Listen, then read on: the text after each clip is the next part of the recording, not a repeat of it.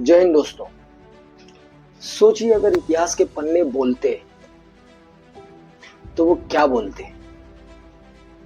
वो एक स्ट्रगल की, एक संघर्ष की गाथा सुनाते, जहां एक स्पेसिफिक कम्युनिटी सदियों सदियों दबाई गई, कुचली गई, जहां सिर्फ जन्म के आधार पे ये डिसाइड होता था कि who will rule and who will be ruled.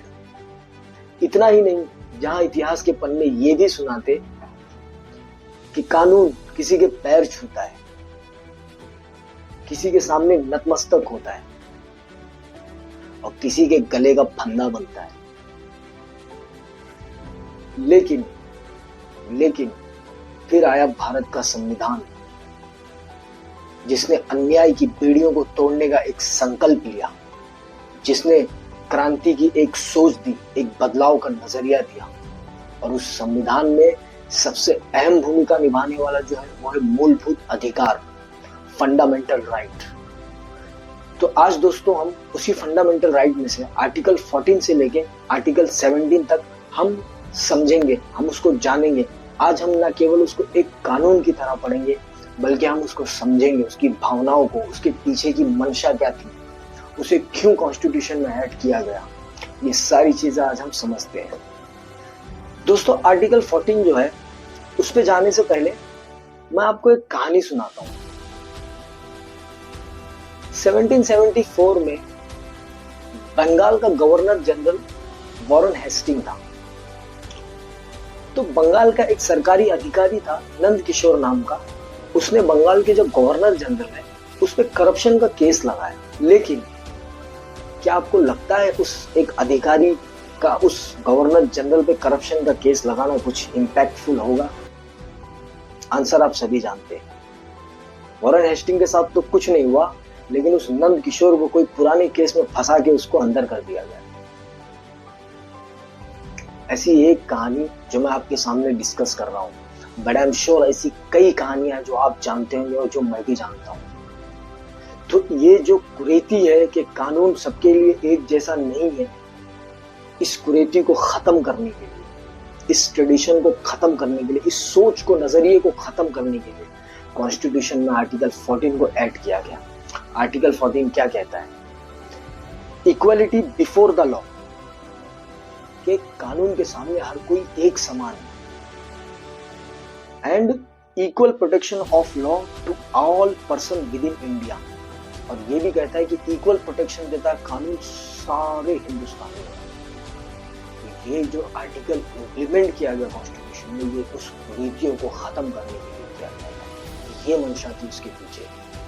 ठीक है, तो दोस्तों अब हम चलते हैं आर्टिकल 15 की तरफ। और आर्टिकल 15 क्या कहता है कि prohibit discrimination on ground of religion, race, caste, sex और प्लेस ऑफ बर्थ। मतलब डिस्क्रिमिनेशन को प्रोहिबिट करो, खत्म करो। किस बेसिस पे? रिलीजन के बेस पे, रेस के बेस पे, कास्ट के बेस पे, सेक्स के बेस पे, प्लेस ऑफ बर्थ के बेस पे।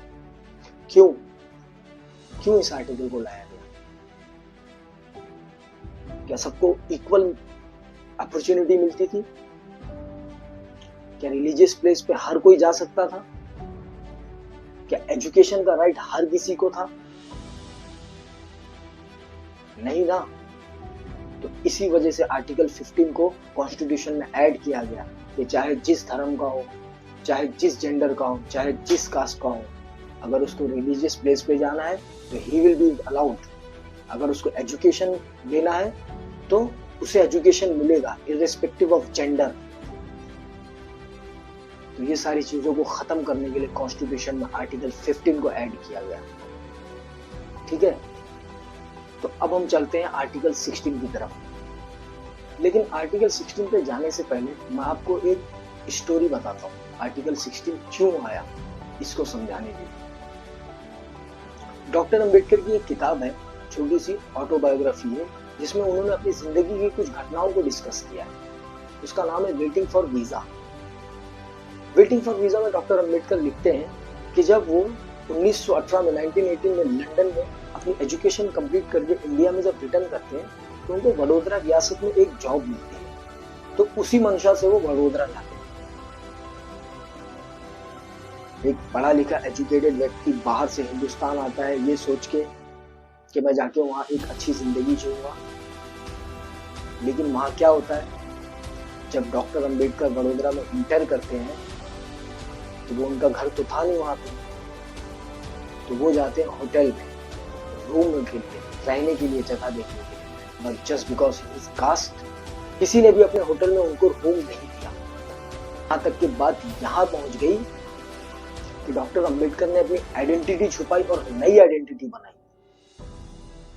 लेटर उन्होंने अपने आप को पारसी बताया, उसके बाद उनको जाके कमरा मिला। ये एक प्रॉब्लम सॉल्व हुआ।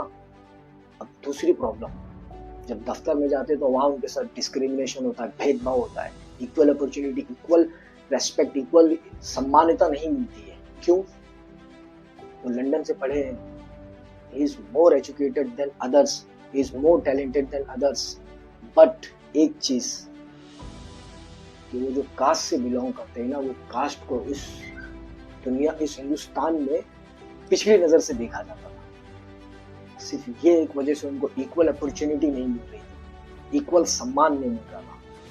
और आपको पता है, जिस होटल में वो अपनी आइडेंटिटी छुपा के रुके हुए थे, पारसी बन गए, उस दिन में पता चल जाता उनको, वो होटल छोड़ना पड़ा। और इन सारी घटनाओं की वजह से डॉक्टर अंबेडकर ने वो जॉब क्विट कर दिया और वडोदरा से निकल गए। तो इन्हीं सारी कुरीतियों को खत्म करने के लिए कॉन्स्टिट्यूशन में आता है आर्टिकल 16। आर्टिकल 16 क्या कहता है? Guarantee equal opportunity in public employment and prohibit discrimination on specific ground. मतलब पब्लिक एम्प्लॉयमेंट में इक्वल अपॉर्चुनिटी को गारंटी करो और डिस्क्रिमिनेशन को खत्म करो on specific ground. Specific ground क्या है?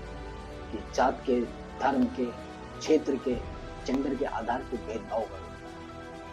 तो इस मंशा से, इस वजह से आर्टिकल 16 को कॉन्स्टिट्यूशन में ऐड किया गया, ताकि ये कुरीतियां, ये प्रैक्टिस, ये ट्रेडिशन खत्म किया जाए बाय लॉ। अब चलते हैं आर्टिकल 17 की तरफ। बहुत ही इंपॉर्टेंट आर्टिकल, और बहुत ही इंपॉर्टेंट आर्टिकल बताने से पहले मैं आपको एक और उसी किताब में से डॉक्टर अंबेडकर की जीवन की एक और गाथा सुनाता हूँ, एक इमोशनल गाथा सुनाता हूँ आपको। ये बात है 1902 की। 1902 में डॉक्टर अंबेडकर के जो फादर थे वो कोरेगांव में जॉब करते थे, और डॉक्टर अंबेडकर को और उनके सिबलिंग्स को उनके फादर की तरफ से लेटर मिला कि वो आप लोगों को कोरेगांव बुला रहे हैं, but due to some reason वो खुद आ नहीं सके, तो उन्होंने सारा अरेंजमेंट कर दिया कि आप लोग आ जाओ। तो लंबा रास्ता था, काफी वक्त लगने वाला था, तो ये लोग निकल गए कोरेगांव के लिए। अब काफी लंबा रास्ता था, तो खाने का प्रबंध इन्होंने खुद से कर लिया कि रास्ते में भूख लगेगी तो खाना वगैरह भी खा लेंगे।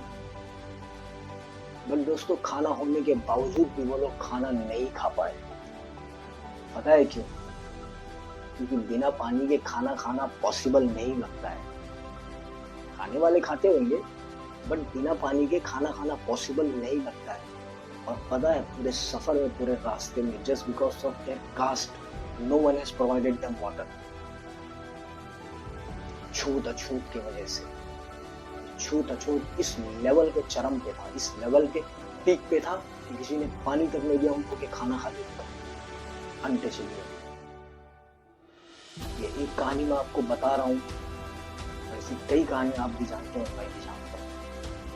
तो इस छूत अछूत को खत्म करने के लिए कॉन्स्टिट्यूशन में आर्टिकल 17 में ऐड किया गया, अबॉलिशन ऑफ अनटचेबिलिटी। अनटचेबिलिटी को खत्म करो, और खत्म करो सिर्फ नहीं कहा, उसके आगे ऐड करते हैं can make it practice punishable by law. और कानून के हिसाब से इस प्रैक्टिस को पनिशेबल करो, इसकी सजा दो अगर कोई इस प्रैक्टिस को करते हुए पकड़ा जाता है। तो ये 4 आर्टिकल थे, 4 कुरीतियों को हिंदुस्तान में से खत्म करने के लिए। बट माय क्वेश्चन इज, क्या ये चीज हिंदुस्तान में खत्म हो गई है? क्या हम उस भारत में जी रहे हैं जहां सब इक्वल हैं, जहां सबको समान अधिकार मिलता है, जहां कानून सबको एक नजर से देखता है, जहां छूत अछूत की कोई भावना अब नहीं रही। हैरानी तो तब होती है ना कि आज 21वीं सदी के भारत में इंटरकास्ट मैरिज में वन साइड में दूसरे साइड में एक दूसरे की जान लेने में, आज ये भावनाएं आर्टिकल आने के बावजूद देश आजाद होने के 75 साल बाद, क्या कानून आज सबके लिए इक्वल है? क्या गरीब को जो हक मिलता है कानून से और गरीब को जो सजा मिलती है कानून से, क्या अमीर को भी वही मिलती है? क्या पोर्शे वाला पुणे वाला केस जिसमें पोर्शे से वो लड़का 2 जन को कुचल देता है और अथॉरिटी फिर उससे ऐसे लिखवाती है, क्या ये एक गरीब इंसान के साथ भी कानून इसी तरीके से बिहेव करता? सेंट्रल मिनिस्टर का बेटा आंदोलनकारियों के सीने के ऊपर से गाड़ी चढ़ा के लेके चले जाता है, क्या हुआ उसके साथ? क्यों नहीं चेंज हुआ? ये चेंज होगा जब तक हर एक हिंदुस्तानी ये संकल्प नहीं लेगा कि हमको इस कुरीतियों को खत्म करना है, क्योंकि इस देश को बनाने वाले भी हम ही हैं। तो इस देश को सुधारेंगे भी हमने कैसे बनाया इस देश को? प्रियम्बल में सबसे पहली लाइन क्या लिखी हुई है, जहां संविधान शुरू होता है कि we the people of India, हम भारत के लोग, having solemnly resolved, हमने रिजॉल्व किया है, we the people of India having solemnly resolved to constitute India into sovereign, Azad, secular, धर्मनिरपेक्ष, डेमोक्रेटिक एंड रिपब्लिक। आज के लिए इतना काफी, फिर अगली वीडियो में मिलेंगे एक नई इंफॉर्मेशन के साथ। जय हिंद।